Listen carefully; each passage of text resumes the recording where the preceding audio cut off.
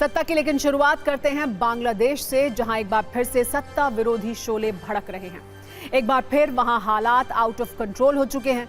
ऐसा लग रहा है कि सत्ता का रिमोट कट्टरपंथियों के हाथ में है, उन लोगों के हाथ में है जो बांग्लादेश में लोकतंत्र को बिल्कुल खत्म कर देना चाहते हैं। ऐसा इसलिए कहा जा रहा है क्योंकि जिहादी कट्टरपंथियों को यूनुस सरकार में खुली छूट मिली हुई है। गुंडागर्दी, मारपीट, हत्या, नफरती नारेबाजी का लाइसेंस मिला हुआ है। आज बांग्लादेश में आतंकी संगठन आईएसआईएस के झंडे लहराए गए। कुछ तस्वीरों के जरिए बांग्लादेश के विस्फोटक अपडेट आपको भी बताएंगे। पहले ये जान लीजिए कि बांग्लादेश में आज की तारीख में ट्रेंड क्या हो रहा है। आज की तारीख में वहां किस शब्द की चर्चा सबसे ज्यादा हो रही है? इस शब्द का नाम है तख्ता पलट। ये वही शब्द है जिसके दम पर शेख हसीना को सत्ता से हटाया गया, देश से भगाया गया। अब वही शब्द नई सत्ता यानी मोहम्मद यूनुस सरकार के लिए ट्रेंड कर रहा है, वो भी ऐसे वक्त में जब बांग्लादेश की सड़कों पर लाखों लोग उतर चुके हैं, नारेबाजी कर रहे हैं, मारपीट कर रहे हैं, गुंडागर्दी कर रहे हैं। पुलिस, सेना, प्रशासन सबको खुली चुनौती दे रहे हैं। ये सब कुछ हो रहा है छात्र नेता उस्मान हादी की हत्या के बाद। आज दोपहर उस्मान हादी का अंतिम संस्कार किया गया। इनकलाब मंच के प्रवक्ता उस्मान हादी की शव यात्रा में लाखों की संख्या में लोग पहुंचे।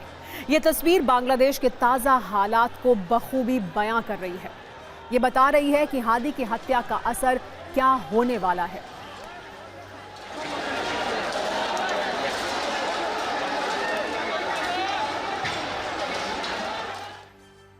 ढाका के माणिक मिया एवेन्यू पर बड़ी संख्या में लोग जुटे। जनाजे में 1 लाख लोगों के आने का दावा किया गया। परिवार की इच्छा के अनुसार हादी को ढाका यूनिवर्सिटी परिसर में राष्ट्रीय कवि काजी नजरुल इस्लाम की कब्र के पास दफन किया गया।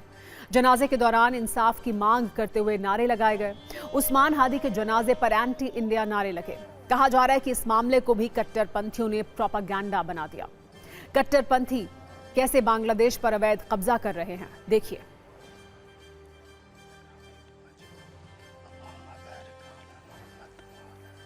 अगली तस्वीर से आप ये समझ सकते हैं कि बांग्लादेश में संसद भवन के सामने नारेबाजी की गई। हादी के जनाजे के बाद बांग्लादेश पार्लियामेंट पर हमला किया गया।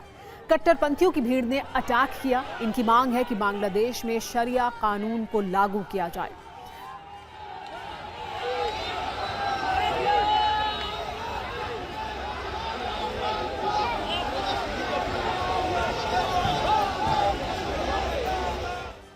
मोहम्मद यूनुस को भी ऐसा लग रहा है कि हादी की हत्या के बाद बांग्लादेश उनके हाथ से निकल रहा है।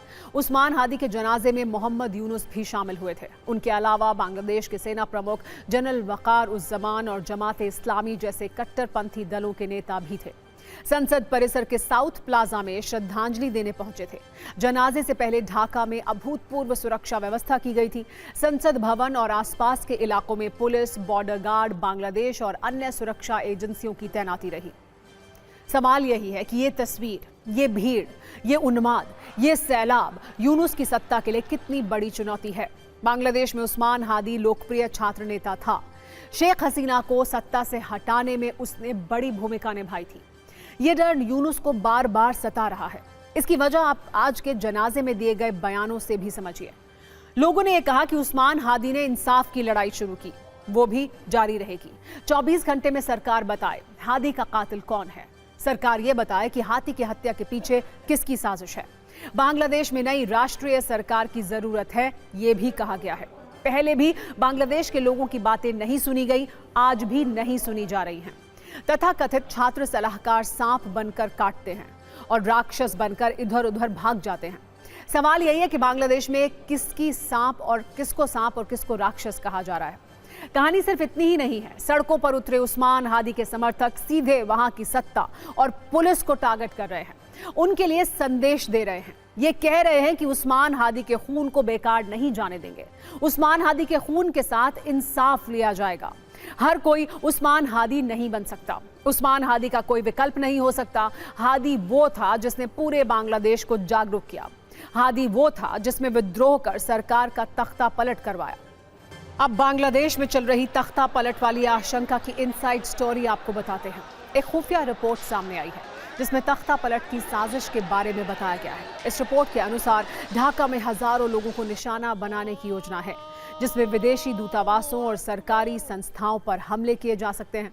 मतलब यह कि ढाका में संसद भवन पर कट्टरपंथियों का अटैक सिर्फ ट्रेलर था, पिक्चर अभी बाकी है।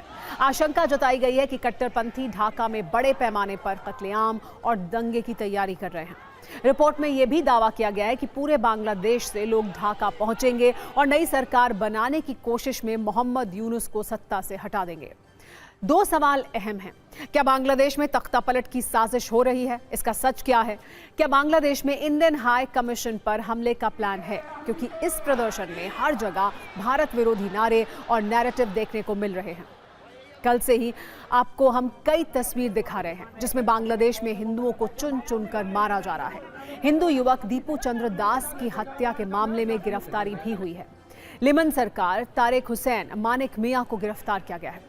बांग्लादेश में हिंदू युवक की हत्या पर मोहम्मद यूनुस ने भी 7 लोगों की गिरफ्तारी की जानकारी दी। असल सवाल यह है कि किसके कहने पर बांग्लादेश में हिंदुओं का कत्लेआम हो रहा है। जो लोग गिरफ्तार किए गए हैं उनके खिलाफ क्या बड़ी कार्रवाई होगी? ये वीडियो हम आपको दिखा रहे हैं। ये हिंदू युवक दीपू चंद्र दास की हत्या से पहले का वीडियो है, जब उसे पुलिस थाने में रखा गया था। पुलिस थाने में रहने के बावजूद वो कैसे कट्टरपंथियों के हाथ लग गया, इस पर मोहम्मद यूनुस क्या जवाब देंगे, ये भी बड़ा सवाल है। बांग्लादेश के बिगड़ते हालात पर भारत की नजर बनी हुई है। भारतीय सेना की ईस्टर्न कमांड हाई अलर्ट पर है। बांग्लादेश बॉर्डर पर चौकसी बढ़ाई गई है। ईस्टर्न कमांड किसी भी हालात के लिए तैयार है।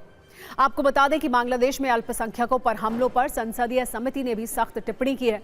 विदेश मंत्रालय से रणनीतिक प्राथमिकता बनाने की सिफारिश की गई है। समिति ने कहा है कि अगस्त 2024 की घटनाओं के बाद से बांग्लादेश में अल्पसंख्यक समुदायों, हिंदुओं के पूजा स्थलों, सांस्कृतिक संस्थानों और व्यक्तियों को निशाना बनाया गया, जिससे न केवल वहां का सामाजिक ताना बाना प्रभावित हुआ है, बल्कि भारत बांग्लादेश द्विपक्षीय संबंधों में भी तनाव बढ़ा है।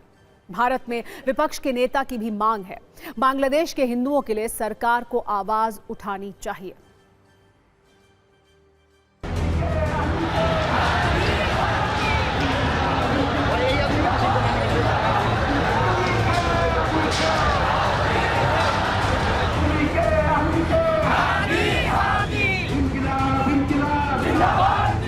कि बांग्लादेश में जो अल्पसंख्यकों के साथ, जो हिंदुओं और ईसाइयों के साथ अत्याचार हो रहा है, उसके खिलाफ इस सरकार को आवाज उठानी चाहिए। बांग्लादेश की सरकार के साथ बातचीत करनी चाहिए और पूरा समर्थन देना चाहिए जिनको पीड़ा हो रही है उनके साथ। पिछले 2 साल से हम मीडिया के माध्यम से हो, सोशल मीडिया के माध्यम से हो, बांग्लादेश में जो तनाव है, हिंदुओं पे अत्याचार हो रहा है, वो सुनते आए।